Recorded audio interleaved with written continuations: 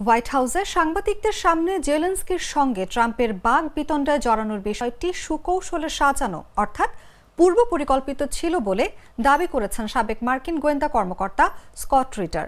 তার দাবি, জেলেনস্কির মানহানি করে ক্ষমতাচ্যুত করার কৌশল হিসেবেই জনসম্মুখে ওইভাবে বাকবিতণ্ডায় জড়ান ট্রাম্প। যুক্তরাষ্ট্রের সঙ্গে সম্পর্ক নষ্ট হওয়ায় জেলেনস্কি এবার ইউক্রেনের প্রেসিডেন্টের পদ হারতে যাচ্ছেন বলেও দাবি করেন সাবেক এই মার্কিন গোয়েন্দা কর্মকর্তা। হোয়াইট হাউসের সাংবাদিকদের সামনে জেলেনস্কির সঙ্গে ট্রাম্পের বাকবিতণ্ডায় জড়ানোর বিষয়টি পূর্ব পরিকল্পিত ছিল বলে দাবি করেছেন সাবেক মার্কিন গোয়েন্দা কর্মকর্তা স্কট রিটার।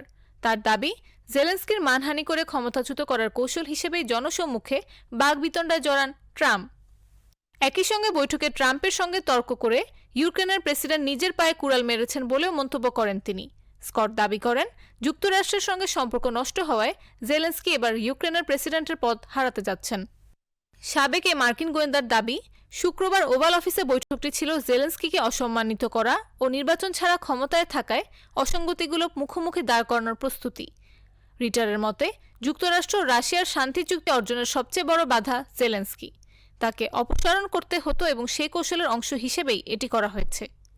জেলেনস্কির অপসারণ ইউক্রেনের রাজনৈতিক পতনের সূচনা হতে পারে বলেও মন্তব্য রিটারের। এদিকে এরই মধ্যে জেলেনস্কির পদত্যাগের দাবি তুলেছেন এক মার্কিন সিনেটর। যদিও এর জবাবে জেলেনস্কি জানান, কেবল ইউক্রেনের জনগণ চাইলেই পদ ছাড়বেন তিনি।